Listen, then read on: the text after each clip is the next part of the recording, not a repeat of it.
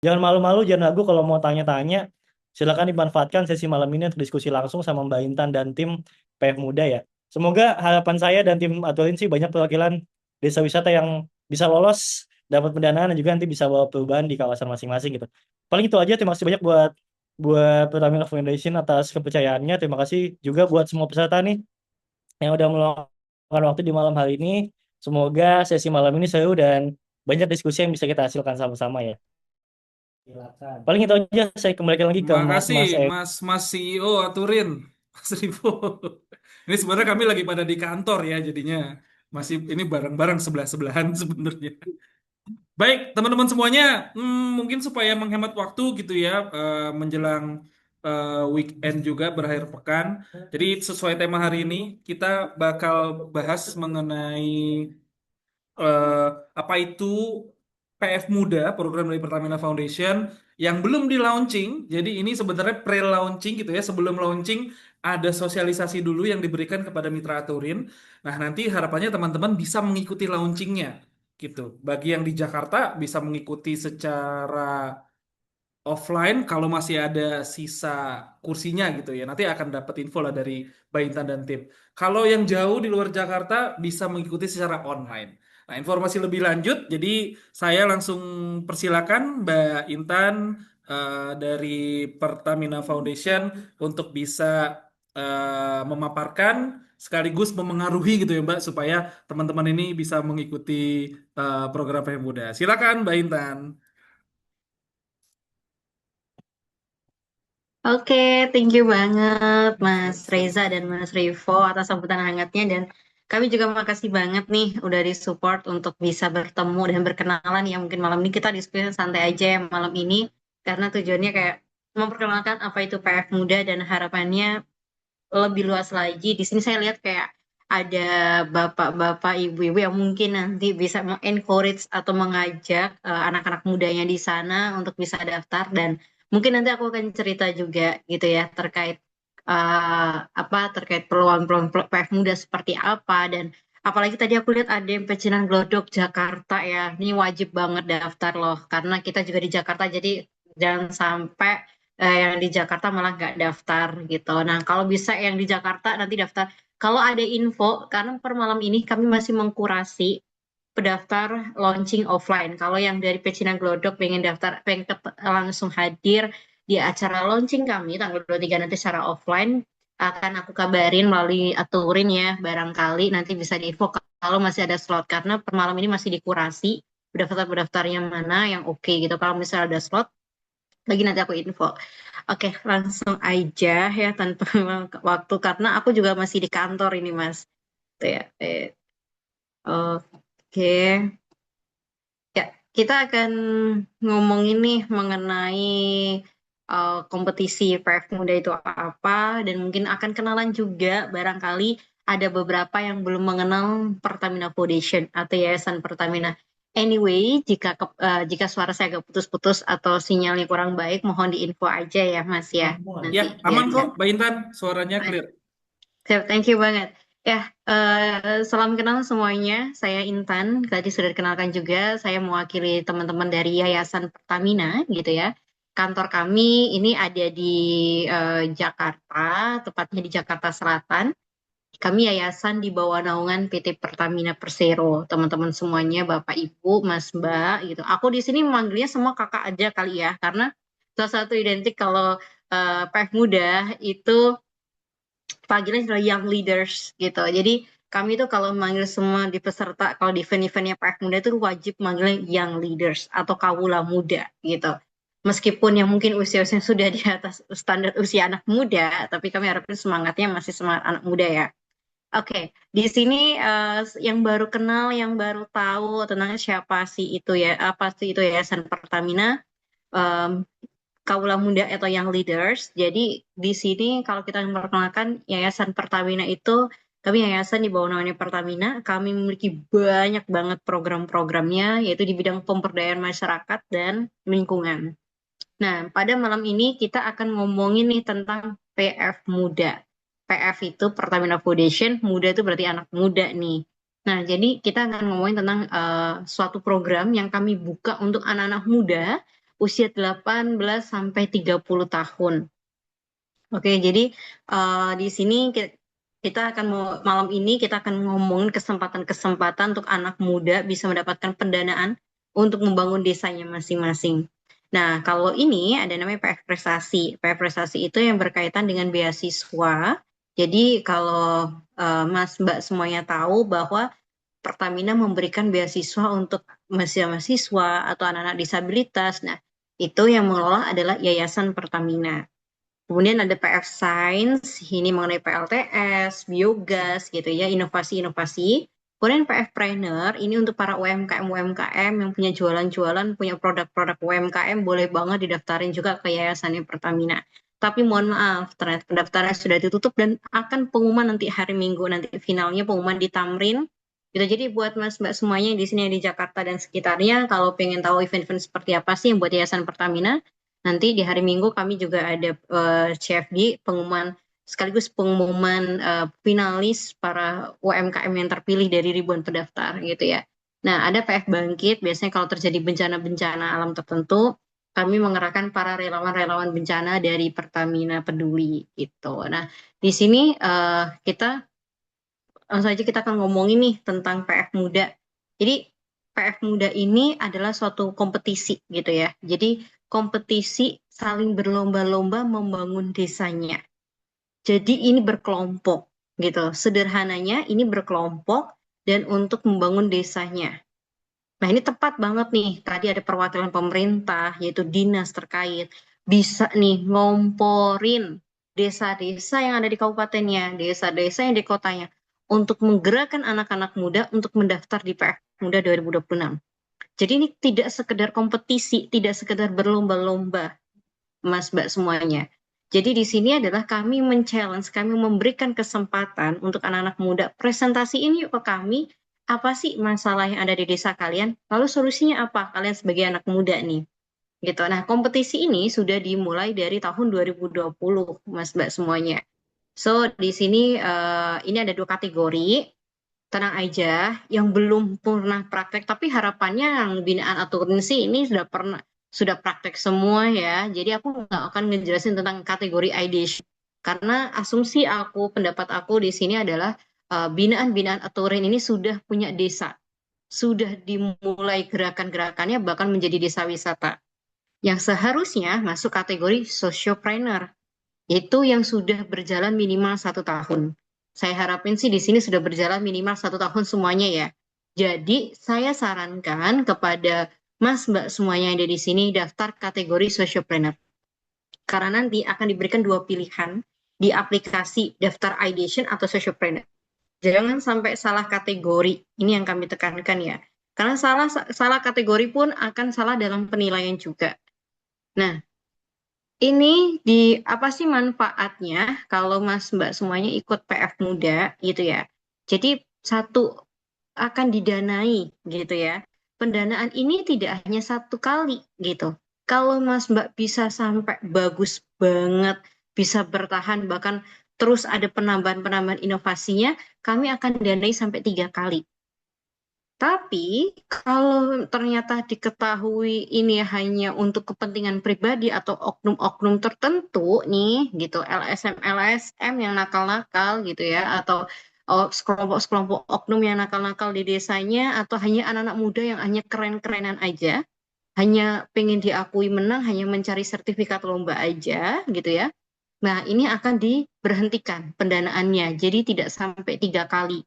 1 kali pendanaan untuk masa 1 tahun diawasin dan biasanya akan kami mentoring. Nah, di sini akan dicek. Jangan kaget kalau tiba-tiba kami datang tuh. Makanya nanti di proposalnya akan ditanyain link Google Maps. Itu tujuannya apa? Sewaktu-waktu tim Pertamina datang ke sana langsung. Mas Mbak gak akan dikasih tahu. Nih, tiba-tiba ke sana aja untuk ngecek beneran nggak sih ada pemberdayaannya di sini? Beneran nggak sih ada inovasinya? Jangan-jangan bohong. Nah, maka hati-hati nih. Bisa jadi nanti dananya dicabut oleh Pertamina. Bahkan setiap kali pemberian anggaran, pembelanjaannya, tidak boleh 1 rupiah pun itu luput. ini biasanya Mbak Alma nih yang malam ini juga gabung teman saya di sini ada Mbak Alma. Mbak Alma itu ngecekin di satu persatu. Ayo jangan sampai 1 rupiah pun atau 1.000 bahkan sampai kurang gitu. Jadi barang apapun yang dibeli sekecil apapun bensin katakanlah atau apapun itu harus dilaporkan, harus difoto, harus apa semuanya. Karena itu akan dipantau, dimonitor oleh Pertamina, Bapak Ibu semuanya. Nah, selain itu akan mendapatkan kesempatan untuk berjejaring. Ada satu cerita, pemenang PF Muda yang ada di Kebumen dengan yang ada di Jombang. Keduanya ini sama-sama memberdayakan melalui daun pandan. Karena ada irisan yang sama, maka mereka berkolaborasi. Di satu sisi, kadang yang Jombang kekurangan daun pandan untuk pembuatan tasnya mereka, gitu ya. Karena mereka buat suatu tas kerajinan atau sepatu dari daun pandan. Kadang kalau mereka kekurangan stok daun pandan, mereka minta ke Kebumen, sesama pemenang PF Muda. Mereka berkolaborasi, bahkan sekarang berkolaborasi membuat satu produk yang modelnya khusus nih untuk hasil kolaborasi mereka. Sehingga di sini barangkali antar desa wisata satu sama lain bisa berkolaborasi. Harapannya kalau desa wisata, karena jangan bersaing sesama para pelaku pemberdayaan masyarakat. Jadi yang di sini ditekankan oleh PF Muda nanti kalau di tengah pelatihan-pelatihan akan ditekankan kolaborasilah kalian gitu. Jadi jangan sampai kalian mati tidak berkolaborasi. Karena apalagi kalau kita ngomongin desa wisata ya. Desa wisata itu salah satunya kalau bisa dicontoh itu Korea dan Bali, ada sister city gitu ya. Jadi mereka justru kalau kamu nanti berkunjung ke sini nanti yuk dapetin voucher. Nanti bisa kamu dapat bonus juga kalau habis dari Pulau Jeju Jeju Korea, nanti ke Bali pun dapat voucher gitu. Nah, bisa juga kolaborasi mungkin yang di Pecinan Glodok dengan yang di Bandung mungkin bisa berkolaborasi hal yang serupa gitu ya. Jadi yang mana yang memiliki irisan yang sama. Jadi jangan bersaing, malah justru berkolaborasi. Nah, harapannya di PF Muda itu antar pemenang itu bisa berkolaborasi juga. Dan justru kalau dilaporkan ke Pertamina akan dapat poin juga. Oh, oke, bagus nih anak berarti. Oke, berarti mereka terbuka untuk berkolaborasi justru tidak saling bersaing atau mematikan ini. Karena di PF Muda itu nanti yang menjadi pemenang tidak ada ranking 1 atau juara 1, 2, 3, nggak ada. Karena menurut kami itu tidak ada peringkat-peringkat atau ranking seperti itu. Yang kami sebut 100 ya 100 terbaik gitu. Tidak ada yang, oh ini yang nomor 1, ini nomor 2, nggak ada. Karena semuanya nanti malah, oh itu yang paling baik ya berarti, dan sebagainya. Karena kerennya inovasi itu tergantung siapa yang melihat gitu ya, Mas Mbak semuanya. Jadi kayak di sini yang kami tekankan PF Muda itu tidak memburu juara 1, juara 2, 3 enggak, tapi kami benar-benar mencari siapa sih yang berdampak untuk masyarakat. Ini yang paling dikunci nih. Nah, desa wisata harusnya karena judulnya depannya desa nih, harusnya berarti manfaatnya untuk satu masyarakat di desa itu, tidak untuk kebutuhan pribadinya. Itu ya. Nah, karena tadi aku nyebutnya kalau harusnya binaan Aturin ini masuk kategori sociopreneur ya, bukan edition. Jadi aku nggak akan ngulas edition. Aku saranin banget nih Mas Mbak semuanya yang ada di sini mewakili desa wisata yang masing-masing, daftar aja di sociopreneur. Nanti akan kami cek proposalnya, bisa loh dapat pendanaan hingga 50 juta. Nah, per kelompok. Tenang, Pertamina nggak minta balik modal, itu nggak dipinjemin harus dibalikin, enggak, itu dikasih secara cuma-cuma, tapi ada syaratnya, harus dilaporkan apa aja yang beli, dipantau selama 1 tahun, tiba-tiba disidak. Nah itu, jadi di Pertamina Foundation demikian ya, jadi bisa loh dapat 50 juta per kelompok di perdanaan pertama kalian. Ini wajib dilaporkan gitu. Dan tidak hanya itu, barangkali nanti dapat bonus-bonus yang lain juga yang bisa kesempatan ikut expo, bahkan ikut pelatihan, bahkan nanti di launching Mas Mbak akan mendengarkan cerita dari alumni pemenang tahun lalu yang hingga dia bisa sampai ekspor ke Turki. Sekarang dia nambah lagi ke Inggris dan Prancis. Bayangin dia per bulannya harus ekspor 10 ton kayu manis. Jadi dia berawal dari Mbak aku mengajukan pendanaan untuk para petani di desanya gitu ya, untuk beli alat untuk para petani kayu manis supaya standarnya global. Jadi kalau di standar global, kalau mau ekspor kayu manis yang dicari itu adalah kayu manis yang halus, yang sebagai potong-potong kayak sekian-sekian gitu. Nah, itu butuh alatnya. Nah, sehingga dia mengajukan karena di desanya petaninya pada nggak mampu beli alat itu. Akhirnya diajukan ke Pertamina. Dia dapat pendanaan 50 juta. Nah, dari uang itu dia beli alat dan sekarang kayu manisnya itu bisa sampai ekspor. Gitu ya. Sehingga sekarang mereka buat turunan tuh ada kayu manis bubuk, sekarang bahkan dibuat lilin. Nah, makanya nanti nih kayak Mas Reza nih sama Mas Rivo nih nanti akan dapat salah satu contoh produknya karena salah satu tamu dan VIP kami akan diberikan contoh produk-produk turunan dari kayu manis itu yang berhasil diekspor ke Turki sama ke Inggris gitu. Itu dari anak muda yang ada di daerah Jambi gitu. Jadi inilah karya-karya seperti itu yang kami dorong, yang kami apresiasi. Nah, ini ekosistemnya dapat apa? Mentoring, iya nanti dapat bahkan produk atau desa wisata kalian boleh lo dipasang papannya dengan logonya Pertamina atau Pertamina Foundation sehingga nanti kami harapin kalau nanti ada kunjungan corporate gatheringnya Pertamina atau nanti ada kunjungan dari Pertamina Foundation mau ada gathering kami akan memilih desa-desa wisata mungkin ya yang akan dituju untuk kayak kumpul-kumpul dari perusahaan atau sebagainya gitu. Tentu dari funding, pendanaan, ada kolaborasi dan peningkatan inovasinya. Nah, ini perjalanannya gitu ya. Jadi kami memang mendorong banget, bahkan kami dorong untuk desa-desa wisata ini memiliki produk-produk turunan yang bisa membantu untuk ini Mas Mbak semuanya bisa menjadi produk turunannya tidak hanya menjual paket-paket wisatanya, bahkan nanti bisa membuka lapangan pekerjaan yang banyak banget untuk masyarakat di sana, yang harapannya bisa menjadi pelaku wirausaha sosial. Gitu ya. Ini tahun 2025, tahun lalu kami pemenangnya sudah tersebar di 28 provinsi dengan total 149 kelompok. Bayangin, 149 itu terbagi ini dari Aceh sampai Papua ini persebarannya. Tahun lalu dimenangi oleh Jawa Timur. Di sini aku lihat ada Jember, ada Malang gitu ya. Tahun lalu launching PF Muda dibuka di Surabaya. Tahun ini yang jadi tuan rumah itu di Jakarta. Nggak tahu nih tahun depan di mana gitu ya. Tapi kalau tahun ini di Jakarta, kemudian tahun lalu itu pemenangnya ada terbanyak di Jawa Timur, kemudian disusul oleh Jawa Barat, Jawa Tengah. Kami berharap yang daerah luar Jawa ini segera menyusul nih, mungkin dari Sumatera, Sulawesi. Ada satu desa binaan kami, pemenang PF Muda ternyata tadi kami konfirmasi, ternyata dia sudah menjadi desa wisata binaan Aturin ternyata. Tadi kami konfirmasi yaitu yang ada di Sulawesi Selatan, 1,5 jam dari Makassar kalau nggak salah. Ya, dia mana ya? Paljoka Baloci gitu. Jadi dia di Sulawesi, dia pemenang PF Muda 2025.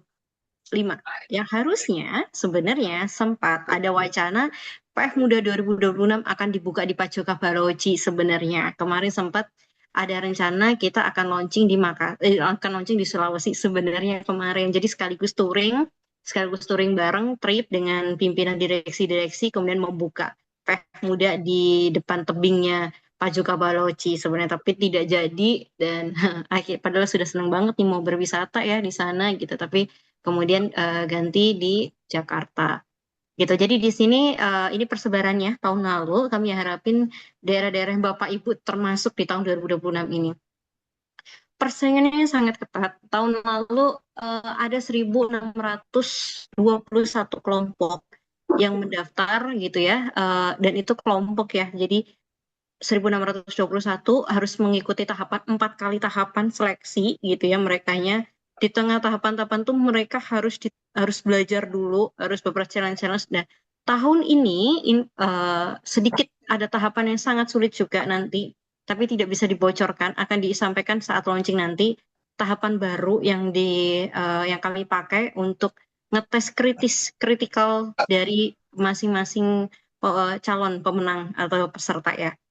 Tahun lalu ada 110 kelompok yang menang tahun pertama, kemudian ternyata fakta yang mengejutkan adalah banyak proyek-proyek sosial yang ternyata tidak berlanjut. Nah, hanya 39 kelompok yang menurut kami layak untuk didanai lanjut.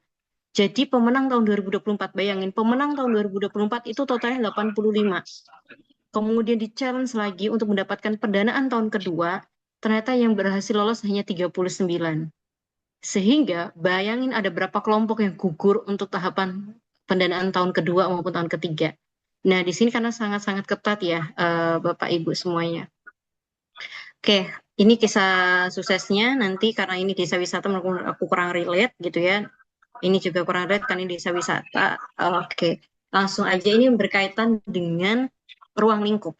Karena di sini ngomongin pariwisata, maka Mas Mbak semuanya bisa mendaftar di pariwisata berkelanjutan. Ini, ingat ya, kata kunci yang di sini adalah berkelanjutan ya. Berkelanjutan itu yang dimaksud seperti apa sih? Kalau berkelanjutan itu yang ini Bapak Ibu, Mas Mbak, yang mungkin mengangkat isu-isu tentang bagaimana sih tentang berkaitan dengan alam gitu ya, yang kemudian menyelamatkan alam sekitar dengan cara membuka wisata. Atau intinya untuk generasi mendatang lah.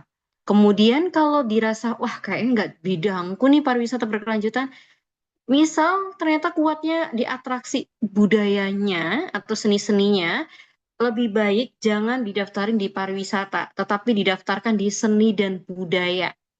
Kami saranin itu. Jadi nggak semuanya yang desa wisata harus daftar di pariwisata berkelanjutan. Tapi Mas, Mbak bisa juga daftar di seni dan budaya.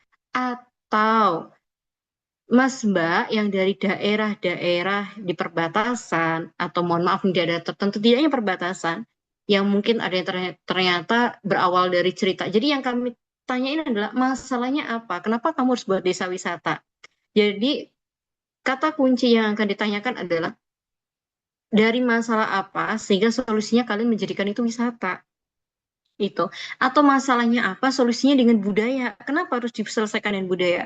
Nah, ini harus bisa menjawab pertanyaan itu akan jadi satu pertanyaan pamungkas yang mungkin akan ditanyakan oleh Dewan. Jadi ini bocoran nih gitu ya. Kemudian ada residensi sosial. Residensi sosial ini apa sih? Jika terjadi suatu konflik, sering terjadi konflik di daerah kalian, sering terjadi perpecahan atau sampai berantem antar suku atau apa sebenarnya, ternyata solusinya kalian punya solusi nih. Nah, tawarkan kepada kami solusi itu. Jadi ini ada tema residensi sosial ya. Atau ternyata menang di sisi digitalnya. Nah, ini bisa nih kayak Aturin memiliki arti gitu ya, memiliki platform arti digitalnya. Itu juga bisa nih didaftarkan di sisi digital kreatifnya mereka. Gitu. Oke. Nah, di sini persyaratannya wajib memiliki mentor ya. Mentor di sini tidak harus dosen, pejabat, atau apapun. Bahkan petani di sana yang menurut kalian ini orang oke banget, boleh. Tidak ada batasan profesi ya. Tidak ada batasan usia untuk mentor. Yang kedua, satu ketua. Tentu ketuanya harus satu ya, nggak boleh double. Anggotanya paling sedikit 2 dan maksimal 4. Tetapi untuk ketua dan anggota maksimal usianya 30 tahun per Desember 2026. Nanti aplikasi ketika kalian mendaftar akan terhitung otomatis. Bisa aja aku bohongin tanggal lahirku. Tidak bisa, karena nanti akan ada sensor NIK. Jika ketahuan ternyata membohongi, akan ditolak oleh aplikasi kami. Jadi semua wajib menyetor NIK-nya, sehingga nanti tergenerate untuk tanggal lahirnya, sehingga nanti dari aplikasi akan membaca apakah di atas 30 tahun nanti per Desember 2026. Gitu. Kemudian minimal satu orang, entah itu mentor, entah itu ketua, entah itu anggota, wajib tinggal di desa tersebut, gitu ya. Jadi atau warga lokal deh paling bagus. Jadi kami saranin malah justru semakin banyak warga lokal akan semakin banyak nilai plus sebenarnya. Oh, Mbak, kalau kita daftarin digital gitu ya, berarti kan bisa online, nggak perlu desa ya. Itu gimana? Salah. Justru juri kebanyakan akan memilih suatu proyek sosial yang sudah memiliki desa target yang jelas. Jadi tidak, senasional karena ini digital, ini bisa se-Indonesia, ini. Tidak, karena yang kami cari tidak muluk-muluk yang realistis aja. Kalau kalian mau menawarkan digital, tawarkan di khusus desa itu aja terlebih dahulu menjadi pilotnya. Tapi masalahnya harus jelas apa di desa itu sehingga solusinya memang harus digital. Pertanyaan lanjutan akan ditanya, emang masyarakat di sana sudah peka dengan digital, dengan dunia digital? Jangan sampai memaksakan digitalisasi untuk suatu desa. Kalau emang desa itu belum siap. gitu ya. Jadi oh enggak, ini kita bisa sampai seluruh Indonesia, bisa ini. Nah, itu justru nggak menjual di kami karena takutnya tidak realistis dan takutnya tidak tersegmentasi. Karena yang kami cari ini adalah pemberdayaan masyarakat yang ada di desa. Itu kata-kata kuncinya. Satu kelompok hanya boleh mendaftar satu proposal, gitu ya. Sementara satu mentor maksimal mendampingi 2 kelompok saja, gitu ya. Dan seluruh peserta bersedia mengikuti rangkaian kegiatan PF Muda yang akan dijalankan secara full time. Nanti akan dipantau, dimonitoring, harus bikin laporan dan sebagainya. Nah, buat Mas Mbak semuanya yang ternyata ada anggotanya, bukan penerima manfaat loh ya, bukan masyarakat sekitarnya, tapi anggotanya yang memiliki dengan catatan penyandang disabilitas, itu boleh diinformasikan di aplikasi. Karena kami ada penilaian tambahan, ada konsultasi tertentu. Bahkan dulu akhirnya ada yang tunarungu, kami siapin JBL untuk juru bahasa isyaratnya, gitu ya, JBI untuk juru bahasa isyaratnya untuk membantu komunikasi dengan Dewan Juri. Nah, ini selesai terkait penjelasan PF Muda, tapi sebelum aku lempar lagi ke Mas Reza, aku mau sedikit cerita. Di sini kayaknya relate dengan Bapak Ibu semuanya ya. Jadi dulu itu aku juga berawal dari peserta PF Muda ya, Mas Mbak semuanya. Dan aku itu mengangkat salah satu dusun yang aku kelola, yang aku bina. Dan itu akhirnya menjadi pemenang di PF Muda. Yang lambat laun sekarang kami berubah menjadi desa wisata. Itu ada di Gunung Kidul. Barangkali ada yang dari Jogja nih. Barangkali atau sudah tahu ini kami memang sengaja kami tidak berstatement bahwa kami adalah desa wisata. Tapi lambat laun orang-orang mengira ini yang saya daftarkan dulu ya. Jadi Mas Mbak semuanya akan disuruh buat video. Sorry, ini aku stop share dulu deh. Belum sama ini ya.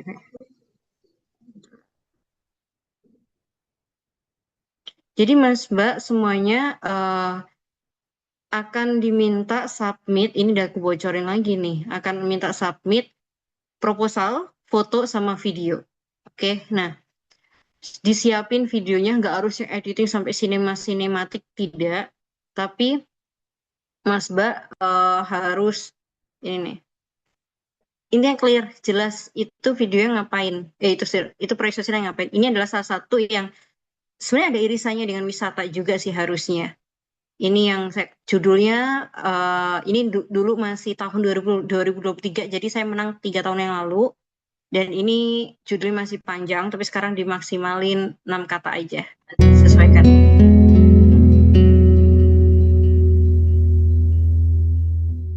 Apa yang terlintas di benak Anda ketika mendengar kata mulih mangan? Mulih mangan berasal dari kata mulih yang berarti pulang dan mangan berarti makan. Namun, mulih mangan bukan hanya sekedar makanan atau rumah makan. Mulih mangan terbentuk di latar belakangi oleh 3 masalah utama yang ada di Padukuhan Karangreja. Pertama, kesenjangan kemampuan ekonomi masyarakat, terutama kaum perempuan. Kedua, tergerusnya warisan budaya, salah satunya rumah limasan yang mulai hilang. Ketiga, rendahnya kepedulian masyarakat akan pelestarian warisan kuliner untuk generasi mendatang.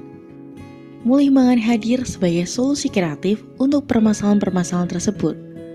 Proyek sosial ini bertujuan untuk menciptakan creating share value di masyarakat Padukuhan Karangreja. Tujuan tersebut melingkupi 3 bidang penting, sosial, ekonomi, dan budaya.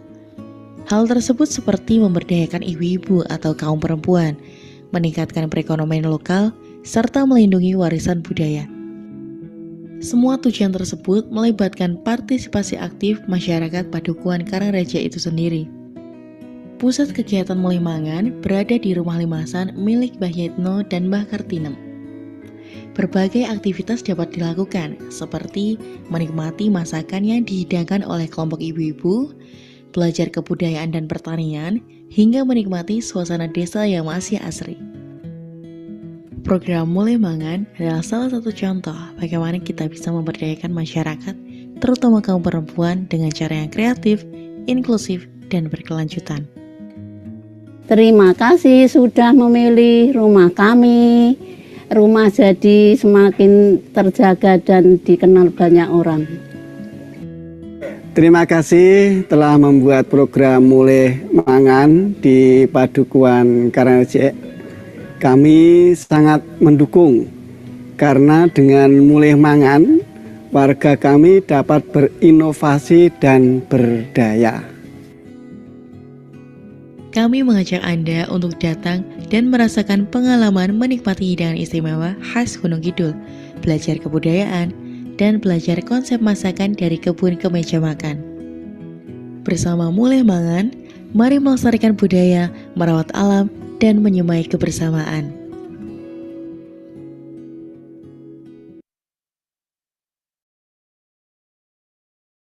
Yap, itu salah satu contoh yang dulu karya yang pernah saya buat, saya lampirkan juga di PF Muda dan akhirnya tahun lalu, waktu tahun 2023 menjadi pemenang gitu ya, Mas Bapak Ibu semuanya. Jadi itu salah satu contoh seperti apa sih yang kami cari, itu pemberdayaan masyarakat. Nah, hingga saat ini masih itu yang terus kami cari.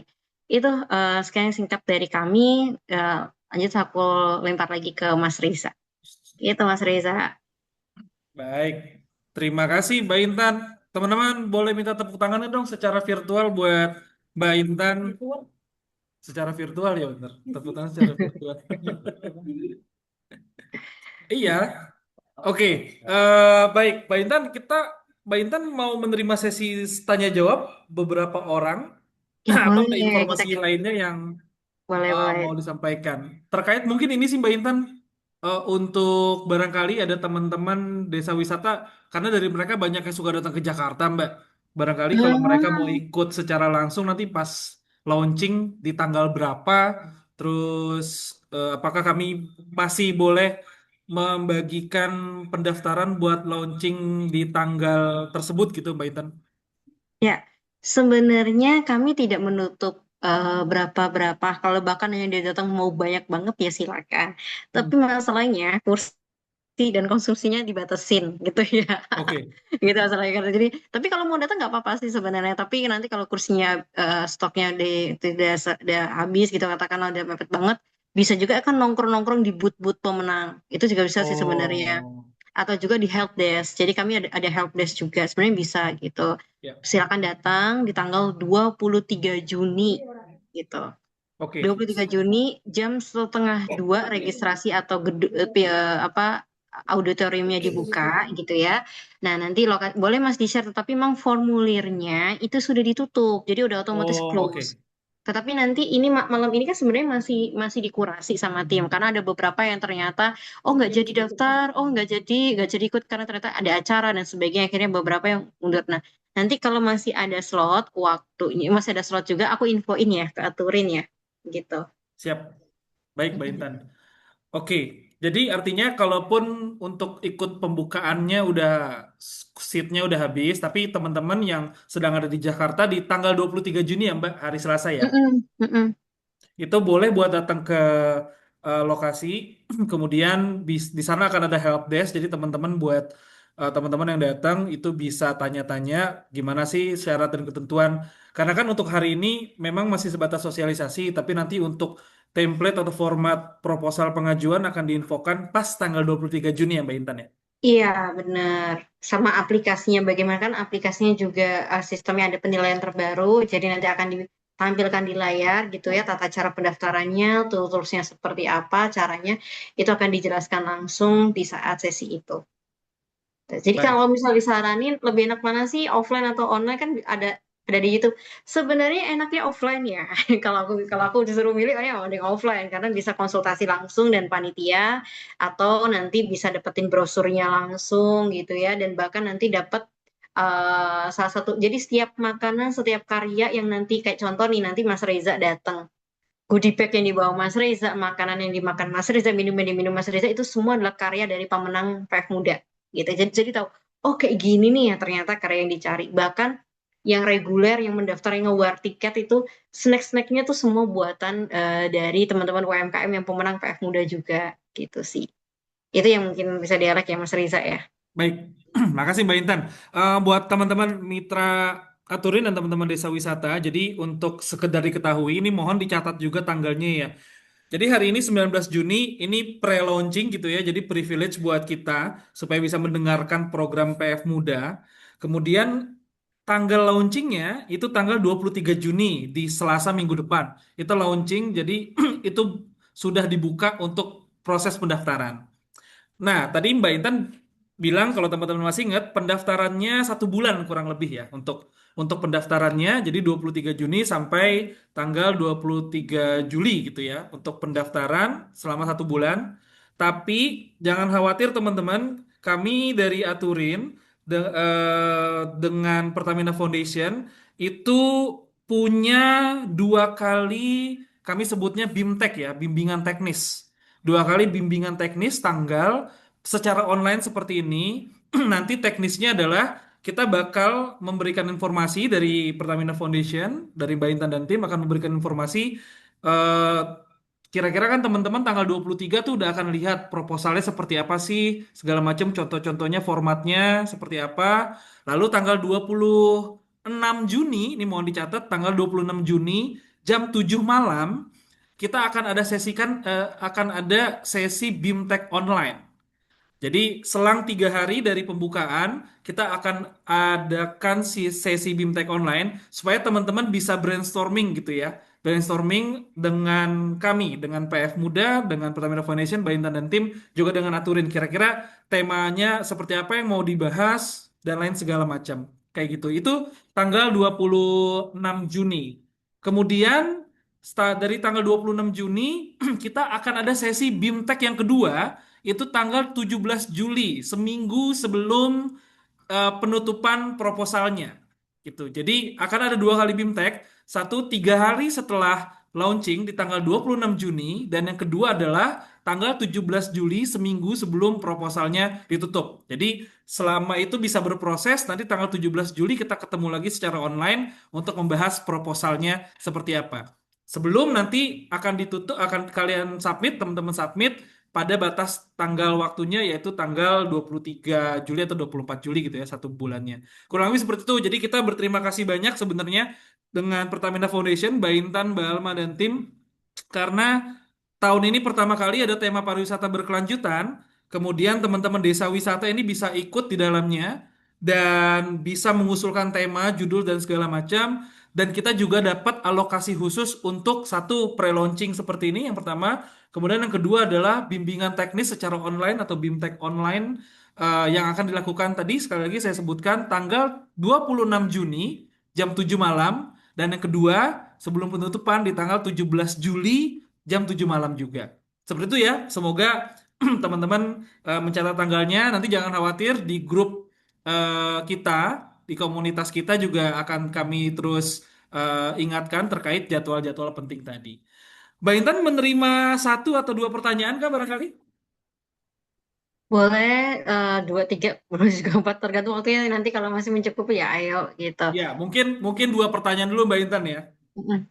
Dua pertanyaan dulu karena mengingat waktu juga sudah jam 8.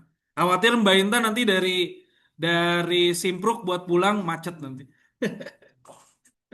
Oke, teman-teman, saya persilakan kalau ada yang mau bertanya boleh raise hand atau saya cek coba di kolom chat ya. Kalau ada yang mau bertanya boleh raise hand lebih dulu teman-teman, silakan.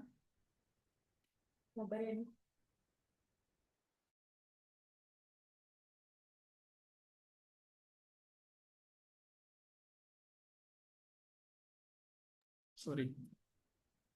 Ini saya cek di Oke, sebentar. Ini handphone saya bunyi-bunyi terus dari tadi, sebentar ya, maaf. Di kolom chat, ada apakah di kolom chat? Di kolom chat itu ini dari Pak Joka Baloci nih, dari Sulawesi. Semoga tahun depan pembukaan PF Muda 2027 bisa di Desa Wisata Bale Angin. Kak Intan, wah tuh, Mbak Intan gimana tuh Mbak? Kalau Iya itu pembukaan. itu kan dia Kemarin ya? pemenang PF Muda 2025 yang harusnya kami Oh gitu. yang yang harusnya kami kemarin tuh sebenarnya launching kami di Makassar. Di Makassar, sorry, di desa wisata dia, di desa wisatanya dia sebenarnya. Tapi ternyata harus pindah ke Jakarta gitu. Jadi ya semoga ya Mas. Itu Oke. dia pemenang PF Muda tahun 2025 tahun lalu. Baik, baik, baik, baik. Oke, Mbak Intan, ini ada yang mau bertanya, Om Kletus Beru, ini dari Desa Wisata Umauta di Maumere, ini tenun Flores, gini Mbak, ini tenunnya bagus-bagus Wow. sekali. Saya 2 kali pernah datang ke Om Kletus, silakan Om Kletus, kalau mau bertanya, silakan Om. Ya, terima kasih atas kesempatan yang Oke. diberikan. Selamat malam, salam sejahtera, Assalamualaikum warahmatullahi wabarakatuh.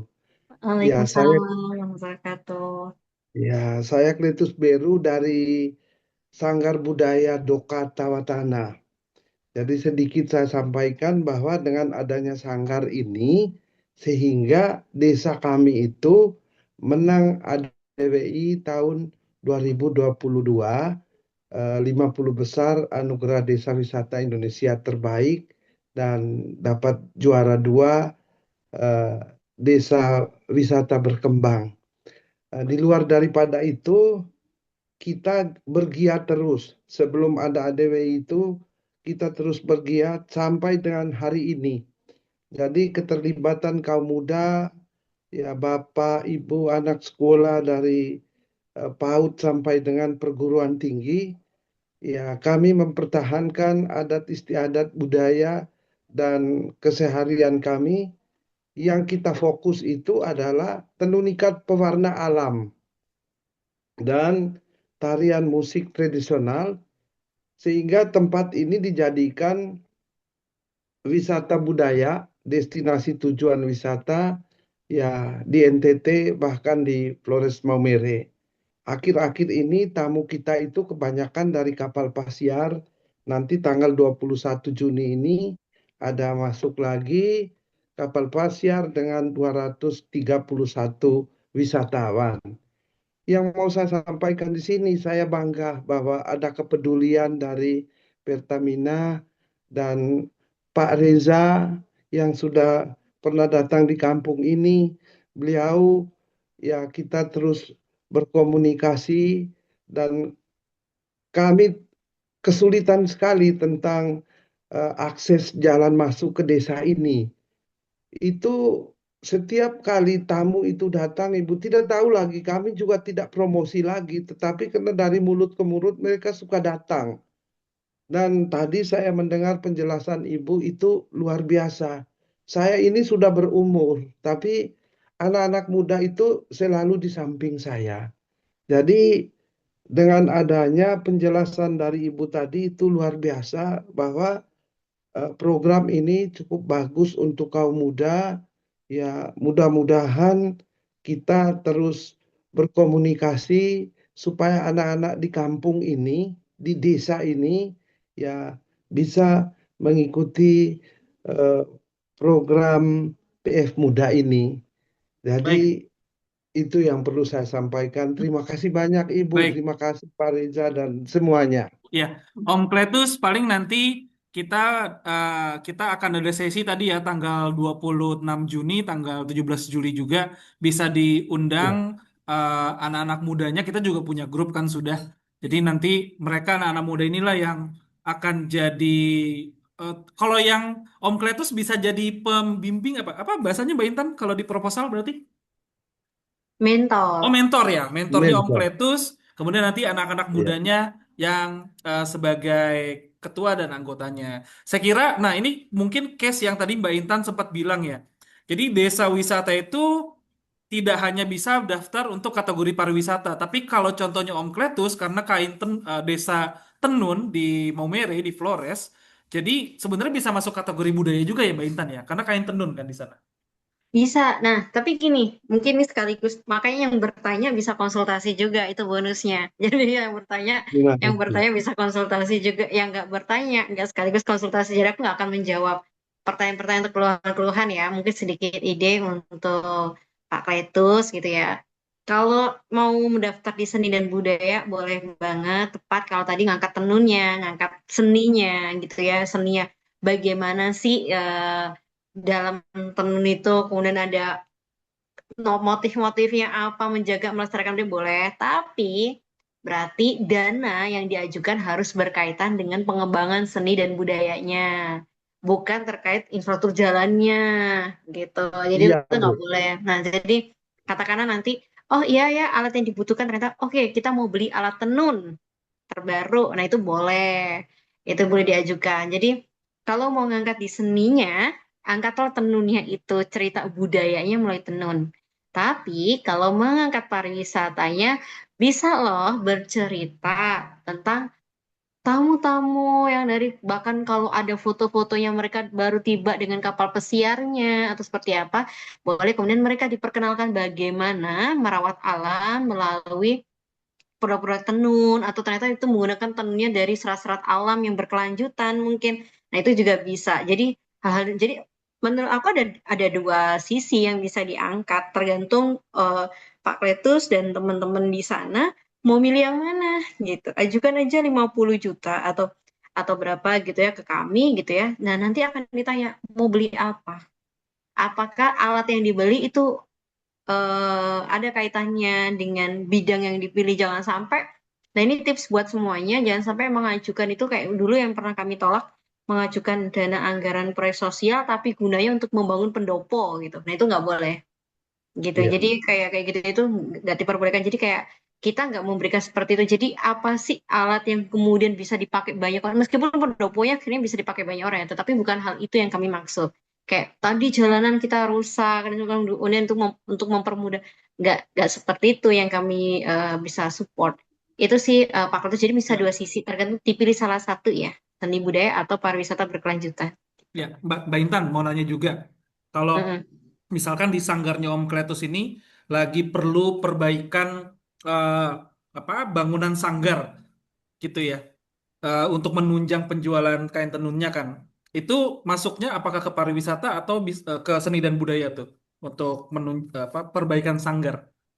Kalau sanggarnya itu digunakan untuk mengembangkan kain tenunnya, atau mesti digunakan untuk para penenun di sana ya seni dan budayanya itu gitu.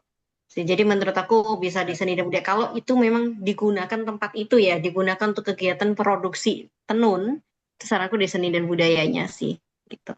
Oke. Tapi nanti di tahun 2026 ini masih menunggu keputusan final dari manajemen juga. Kayaknya apakah akan dibatasi anggaran untuk kebutuhan, katakan, oh iya, anggaran operasional hanya sekian persen dari dana yang diajukan, atau kemudian kegiatan akomodasi dan sebagainya juga sekian-sekian itu, apakah dibatasi persentase? Karena tahun lalu kan nggak dibatasi persentase-persentasenya gitu ya, boleh diajukan berapapun gitu. Nah, tahun ini seperti ada kemungkinan dibatasinya, tentunya akan dibacakan di tanggal 23 nanti gitu. Jadi mau Baik. ditunggu situ sih. Baik, oke. Mm. Terima kasih, bertanya Kak, Mbak Intan. Juga terima kasih, Om Kletus ya. Ini, Iya. Halo, wah Kak ini, Tadi Reja. bertanya. tadi wah ini Malang banyak nih Mbak Intan. Sumberdem, tadi Aduh, aduh, dari Malang aku Sumberdem. pusing, banyak yang nanya ini. Aduh, gimana nih? Hai. Tadi Ini, dari yang oke, Malang Sumberdem sebentar sih ya. tadi yang Ada yang Malang mereka Sumberdem nanti setelah ini siapa nih? Mbak Mira? Siapa? Saya Kang Ira, Asep. Ira, Ira Oh, Wisata Kang Kreatif Asep. Jakarta. Ada Kang Asep. Ada Ada Ira dari Oh, Wisata Ira. Kreatif Mbak Ira, Jakarta. kita ke ini dulu ya, Mas Hadi dulu ya dari Sumberdem ya, Mbak Oh Ira. ya boleh. Iya, oke. Oke, habis itu Kang Asep, habis itu Mbak Ira. 4 ya Mbak Intan. Habis itu udah deh.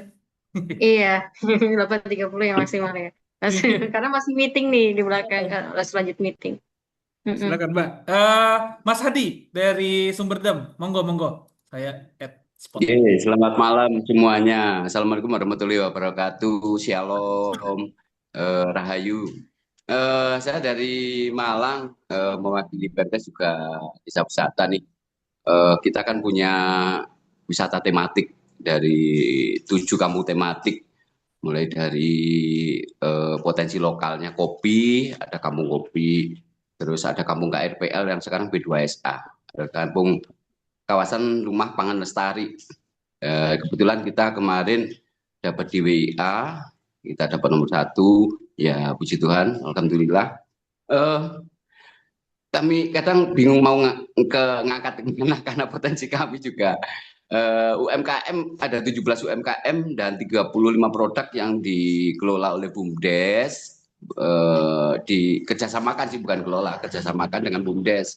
Produk-produk UMKM yang ada di Desa Sumberdem, 30 produk, dan beberapa diantaranya untuk peralatan masih sederhana, sangat sederhana. Apakah bisa nanti misal taruhlah kopi ataupun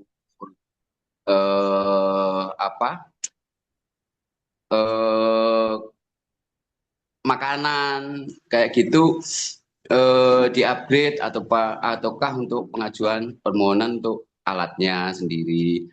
Terus kalau kampung tematik wisatanya sih terkait dengan alam ya, kita terutama di edukasi pelestarian lingkungan hidup, pengelolaan sampah, terus penataan lingkungan, penanaman dan sebagainya. Harapan kami sih ke depannya kita bisa masuk dan bisa ikut realisasi lah.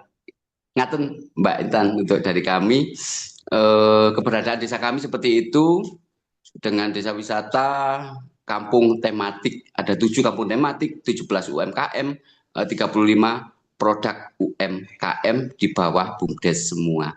Mekaten Mbak. Oke, sami-sami Mas Hadi, Pak Hadi. Wah, ternyata dari Malang ya. Aku juga orang Jawa Timur soalnya, jadi seneng banget orang itu. Oke, kalau ini tadi bingung ya mau ngangkat yang mana. Aku langsung ambil alih aja nih Mas Risa. Gitu langsung aja ya Mas. Aku jawab ya. Monggo Mbak. Oke, siap. Jadi ini Pak Hadi, tadi kan ada UMKM-nya banyak banget. Apakah bisa nih untuk alat-alatnya dan sebagainya? Nah, kami perlu di-highlight jangan menyebutkan bahwa untuk membantu memproduksi UMKM-nya dan sebagainya, karena PF Muda itu bukan satu bantuan modal. Itu ya, itu yang ditekankan. Pasti juri, ini kan bukan bantuan modal, jangan sampai hanya untuk produksi. Itu yang ditekankan. Jadi, dan jangan di-highlight UMKM-nya, karena tema UMKM di tahun 2026 itu sudah dihapus. Telat Pak Adi. Kalau misal Pak Adi daftarin tahun 2025, itu masih dicari oleh PF Muda. Bahkan Malang tuh baik banget. Kemarin Malang tuh ada keripik tempe pelangi yang menang juga. Terus kemudian itu disupport dapat sekian puluh juta. Ada juga yang tas-tas dari Eceng Gondok. Itu juga di Malang gitu ya. Itu kemarin juga dapat support pendanaan. Jadi hal kayak menjual produk-produknya itu tahun lalu masih dibuka. Tema khusus UMKM. Nah, tahun 2020 UMKM dihapus. Gitu. Jadi tidak meng-highlight sisi UMKM-nya. Tapi tadi tematik tentang apa sih alam-alamnya atau tentang apa itu yang di-highlight. Jadi kegiatan-kegiatannya seperti apa. Itu menurut saya kayak, ini terlalu banyak. Enggak, jangan terlalu banyak. Bahkan jangan ngomong kami 7 tematik, tema apa aja dan sebagainya. Terlalu luas. Jadi Bapak Ibu semuanya jangan menyampaikan yang terlalu luas. Kalau semakin terlalu luas, juri akan bingung juga. Karena mungkin jurinya, nanti karena tema pariwisata, maka nanti jurinya dari pariwisata. Enggak juga. Bisa jadi jurinya kami switch. Ternyata di sesi final ternyata bukan orang pariwisata, tapi dihampas oleh orang lingkungan mungkin. Dicecar pertanyaan-pertanyaan oleh juri dari lingkungan. Jadi nanti akan banyak perubahan-perubahan gitu ya skemanya. Nanti juri itu terbagi jadi 3. Nanti ada juri dari Pertamina, juri dari perguruan tinggi, dari kampus dosen-dosen gitu ya, profesor, dan yang ketiga juri praktisi. Emang dia prakteknya di lapangan kuat banget gitu ya, yang nanti akan menjadi jurinya gitu. Jadi jangan terlalu luas 7 tematik. Bahkan tadi kalau aku simpelnya mungkin next time ya, mungkin ini saran juga untuk aturin gitu. Mungkin ada sesi pelatihan untuk desa wisata, memperkenalkan kalau ditanya sebenarnya apa sih itu desa wisatanya Bapak Ibu semuanya. Coba jual dengan satu kali penjelasan yang satu kalimat gitu. Nah kalau tadi kan ini desa tematik sebagainya, juri aja kayak ini seperti apa ya, ini kayak terlalu luas banget, kayaknya semua mau, ibarat kata kayak semua mau ditangkap nih peluangnya. Nah itu juga nggak akan memiliki porsi yang baik juga di PF Muda gitu. Jadi PF Muda akan mencari yang lebih spesifik. Cari dari 7 atau dari berapa tema yang di desa itu yang sekiranya oke masuk di pariwisata berkelanjutan. Kalau Pak Hadi aku saranin di tema pariwisata berkelanjutan sih kayaknya gitu. Tapi cari yang berkaitan dengan isu lingkungan, isu alam, tapi jangan dijual sisi lingkungannya, tapi dibalut dengan cara ini melalui desa wisata akhirnya terselesaikan. Gitu aja sih Pak Hadi. Ya Pak Hadi, senang banget ketemu orang Malang karena aku juga punya warung di Landung Sari. Kalau tahu. Ke Gunung Kawi Mbak. Oke, Arek gitu Mas ngalam. Reza. Oke, makasih Mas Hadi, makasih ya. Dipersiapkan ya Mas Hadi proposalnya nanti buat Sumberjam. Siap Mas Reza. Oke, nanti kita diskusi di grup juga. Matur nuwun.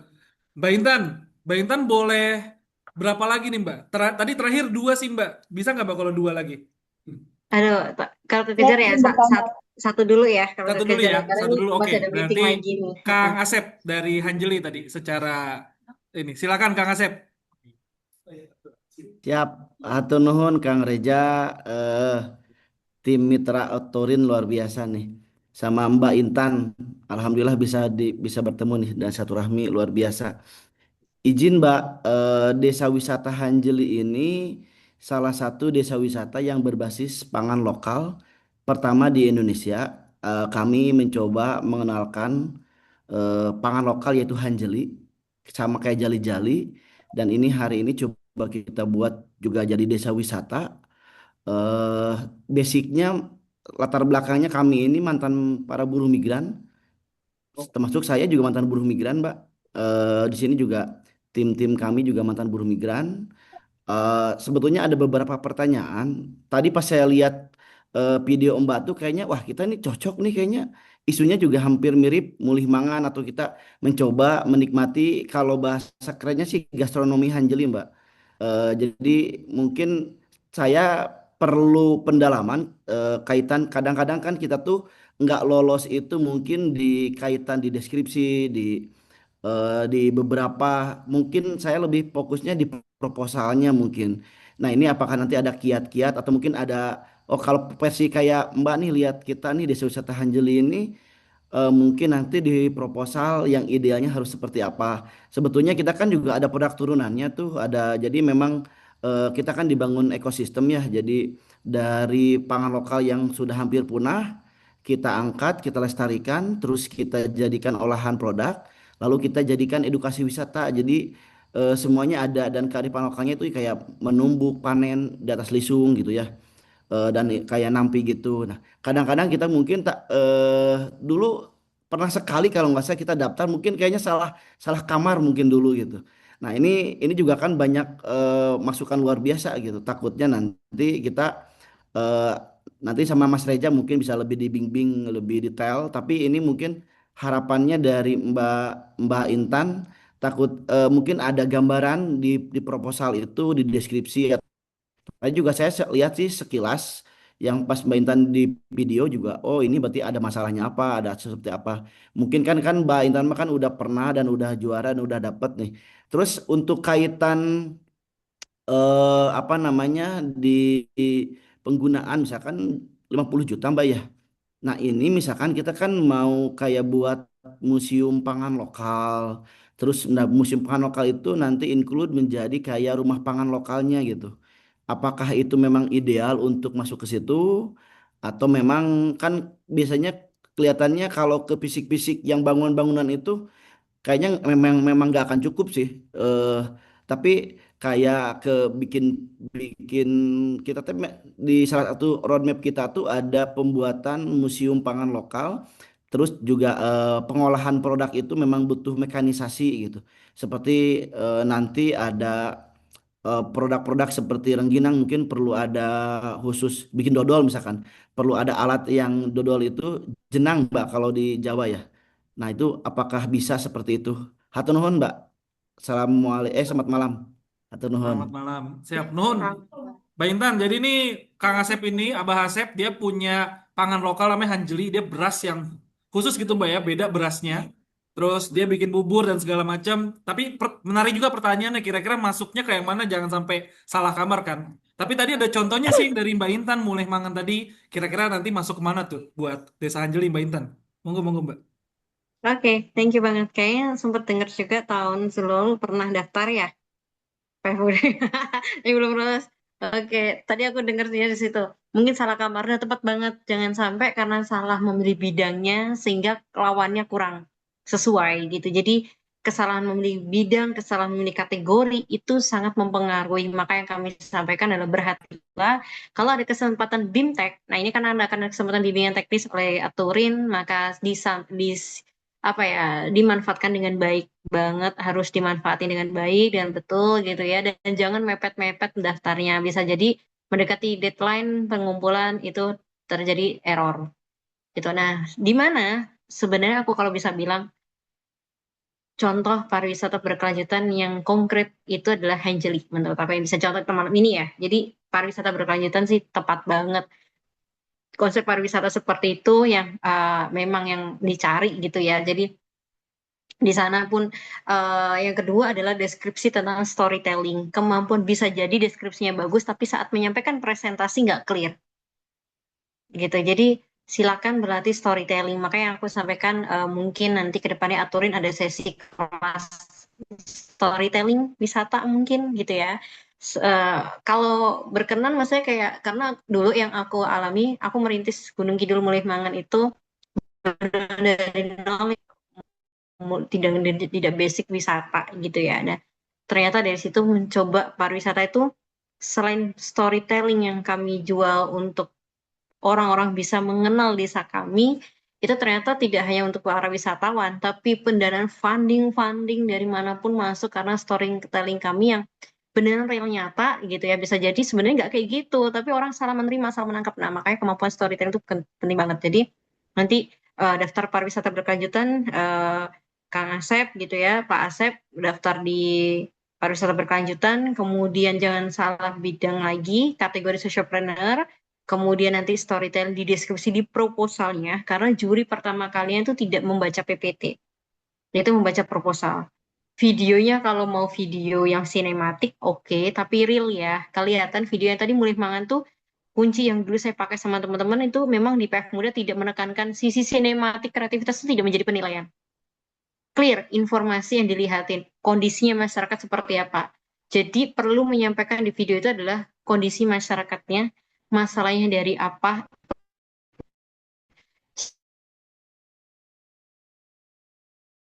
itu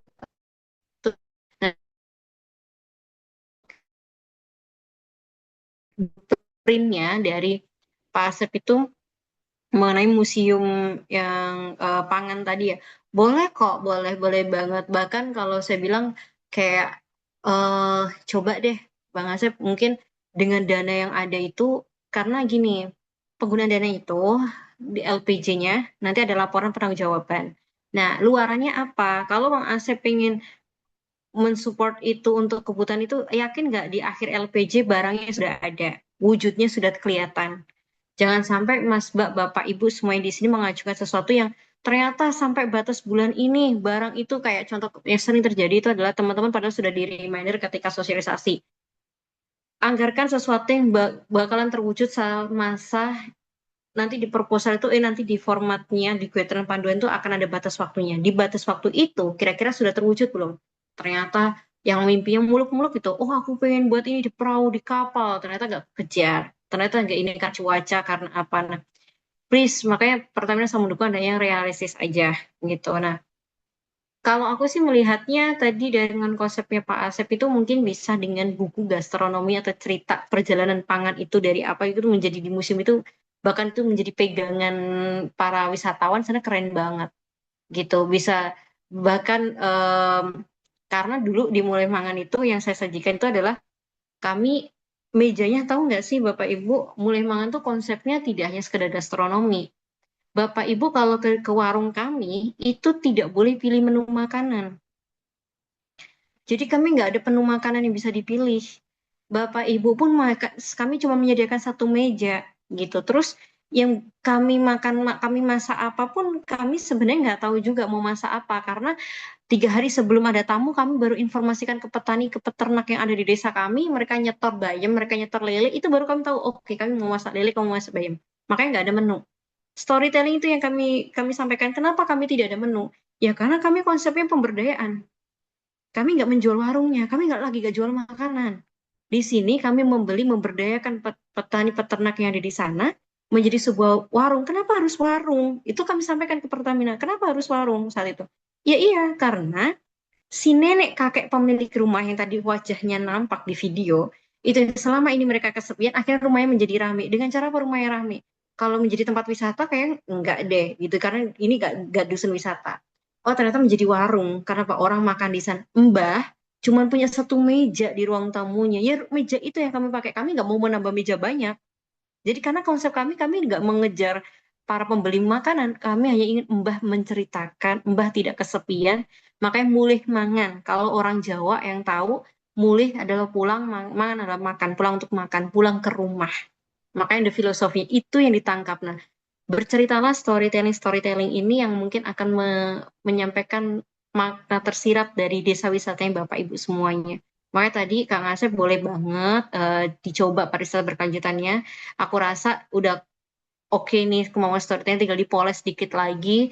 Tapi nanti untuk kebutuhan di museumnya kayaknya, nah ini pertimbangkan mana yang mempercantik dan mana yang prioritas atau yang dibutuhkan. Jadi jangan mengejar sesuatu yang untuk mempercantik. Ini kebanyakan jebakan para pelaku-pelaku proyek sosial atau pemberdayaan masyarakat atau pelaku-pelaku wirausaha sosial. Mereka fokus mengejar yang didahulukan adalah yang mempercantik wirausahanya itu, bukan yang dibutuhkan oleh wirausahanya. Katakanlah unsur museum pangan, oh aku pengen nanti ditempel-tempelin. Museum itu apa sih? Museum itu berarti identik dengan orang mengenang. Orang ingin mengenal, orang ingin bercerita sejarah. Di museum itu identik dengan sejarah. Bagaimana? Apakah nanti dengan foto-foto? Jadi Kang Asep boleh loh menganggarkan anggaran itu untuk memotret pakai jasa fotografi nasional profesional gitu ya. Kemudian beli figur-figurnya, kemudian capture sejarah perjalanan atau buat gallery walk-nya di museum itu juga boleh dianggarkan di PF Muda ini. Menurut aku, kalau aku yang review aku boleh memperbolehkan karena itu kegiatan operasional menunjang museum itu. Jadi bisa nih judulnya Kang Asep mengangkat wisata berkelanjutan yang dijual adalah program yang disampaikan adalah museum pangan. Nah, itu akan keren juga gitu. Jadi museum ketahanan pangan yang di Hanjeli itu atau museum gastronomi atau apa. Sehingga mungkin bisa memilih satu rumah yang ada di sana atau satu posko tertentu yang digunakan untuk base campnya Pak Asep dan teman-teman di sana disulap menjadi museum mini itu yang kami dulu mau angkat di Karangrecek gitu. Tapi akhirnya sempat terputus karena aku harus pindah ke Jakarta dan diberi amanah untuk mengelola PF Muda ini. Itu Pak Asa sedikit dari aku gitu. Misal kalau katakanlah mungkin next time ya diaturin bisa dikembangin lagi di BIMTEK nanti. Siap, makasih Mbak, makasih Mbak. Ya, Mbak Intan, ya Abah makasih. Asep. Jadi Siap. tanggal 26, tanggal 23 launching, tanggal 26 kita Zoom meeting lagi brainstorming proposal. Saya kira tahun ini ada tema pariwisata jadi bisa nggak salah kamar, Abah. Kalau tahun ini insya Allah. Siap. Nanti mungkin pendalaman di proposal ya Kang Reja ya. Ya. Oke, siap. Siap. Atur nuhun. Atur nuhun. Selamat malam. Oke, Mbak Intan, Udah ini cukup ya kayaknya cukup. karena mau ada Cukup ya. meeting. Oke. Oke teman-teman, Mbak terutama Mbak Ira, karena Mbak Ira yang pengen bertanya. Mbak Ira gini aja Mbak, nanti saya bakal get back ke Mbak Intan. Kira-kira Mbak Ira mau tanya apa? Nanti saya akan sampaikan ke Mbak Intan dan tim ya. Apa Boleh. nanti akan dijawab oleh Mbak Intan. Oke, siap. Ini Mbak Ira dari Wisata Kreatif Jakarta. Jadi dekat. Gitu ya. Baik kalau gitu, makasih banyak ya Mbak Intan, Mbak Alma dan tim Pertamina Foundation juga teman-teman semuanya. Buat malam hari ini jangan lupa tanggal 23 Juni akan ada launching PF Muda dari Pertamina Foundation. Teman-teman nanti bisa tonton itu yang jauh, tidak di Jakarta bisa secara online. Yang sedang di Jakarta bisa datang ke Pertamina Foundation di Simpruk ya Mbak Intan lokasinya. Lalu kita akan ada sesi BIMTEK pertama 26 Juni jam 7 malam lagi. Lalu akan ada sesi BIMTEK kedua tanggal 17 Juli jam 7 malam lagi. Jadi itu kita persiapkan supaya kita bisa brainstorming proposal yang teman-teman akan siapkan gitu ya. Ingat ini pendaftarnya banyak sekali jadi perlu meyakinkan Mbak Intan dan tim ya dan para dewan juri supaya desa wisata ataupun tema kategori pariwisata berkelanjutan ini bisa sesuai dan bisa bersaing dengan yang lainnya. Kita sebenarnya sudah ada contoh pemenangnya dari Desa Wisata Balai Angin gitu ya, Amal dari kelompok Pajoka Baluci. Jadi nggak menutup kemungkinan untuk desa wisata yang lain juga bisa menang di PF Muda di tahun ini gitu. Mbak Intan terima kasih banyak. Kita boleh foto bersama ya Mbak sebelum kita akhiri ya. Boleh. Mungkin Silakan. lebih tepatnya nanti ini Mas Reza ya diarahkan juga bisa follow Instagramnya Pertamina Foundation aja karena nanti informasi post launching dan informasi link untuk akses online-nya mungkin yang terbatas tidak bisa di Jakarta mungkin bisa akan diinformasikan di postingannya Pertamina Foundation nanti tepatnya di hari Minggu atau Senin akan diupload gitu.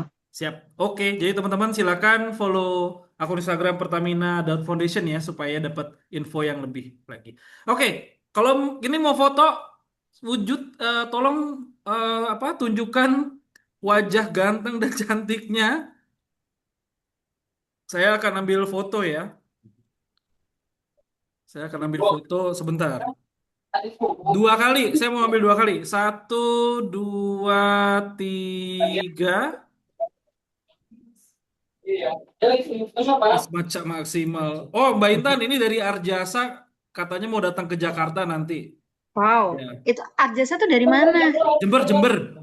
Oh, ya udah nggak apa-apa diinfo aja. Apalagi rela jauh-jauh datang serius demi launching PF Jember, Muda nih. Katanya Jember ini Mbak serius Nisa, nggak? Mana?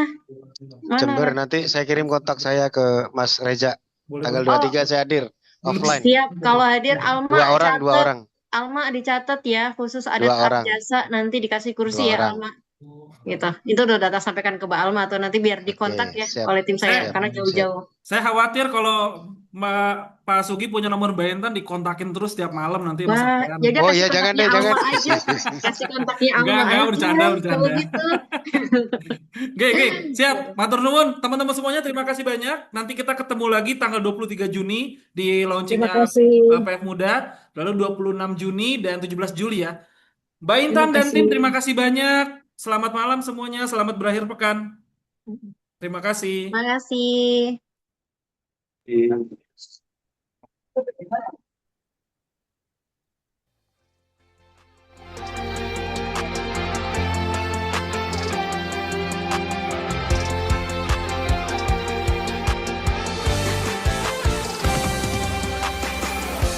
Ku buka mata, ku memulai pagi dengan doa,